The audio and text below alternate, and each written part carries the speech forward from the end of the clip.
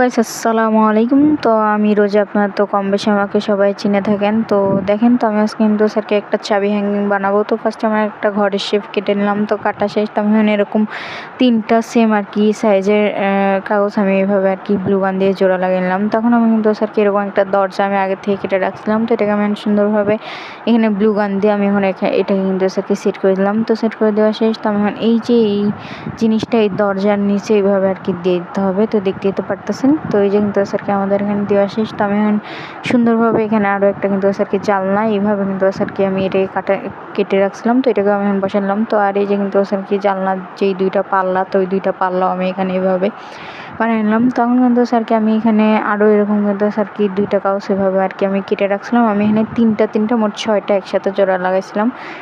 তারপর আমি এখানে এটাকে লাগিলাম। তো আমি এখানে কিন্তু স্যারকে হোয়াইট কালার রং অ্যাপ্লাই করলাম। তো তারপরে আমি এখানে হোয়াইট কালারের উপর আর কি নীল কালার রং সুন্দরভাবে অ্যাপ্লাই করে দিয়েছি।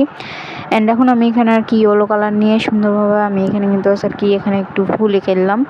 আর গাইস, আমি আপনাকে আরও একটা কথা বলে রাখি, যারা আপনারা যদি এভাবে রঙের কোনো কাজ করেন তাহলে কিন্তু স্যার কি এরকম একটা নিচে এরকম একটা ম্যাট্রেসের মতন একটা জিনিস থাকে, তো এটাকে আপনারা এখানে লাগাবেন। তো মানে ওখানে আপনারা দিয়ে রঙটা করবেন না, স্যার কিন্তু স্যার কি পুরো টেবিল শেষ হয়ে যাবে মানে রঙে। তারপরে এখন আমি সুন্দরভাবে এখানে পিছনে আমি এখানে দড়ি আর কি কেটে লাগাবো। আর নিচে কিন্তু স্যারকে আমি অফ ক্যামেরাতে যে মানে যেগুলাতে আর কি আমরা মশারি টাঙানো যেই হুকগুলা থাকে, তো ওই হুকগুলো আমি 3টা ওরকম আর কি লাগাই দিচ্ছি ব্লু গান দিয়ে। তো গাছ দেখতেই তো পারতেছেন অনেক কিন্তু গাছ আর কি সুন্দর। তো এই যে কিন্তু গাছ আর কি আমাদের হয়ে গেছে অলরেডি আমাদের এই জিনিসটা বানানো। তো আশা করি আপনার কাছে এই ব্লগটা অনেক বেশি ভালো লাগবে। তো আমার চ্যানেলে সাবস্ক্রাইব করবেন। তো টাটা, বাই বাই।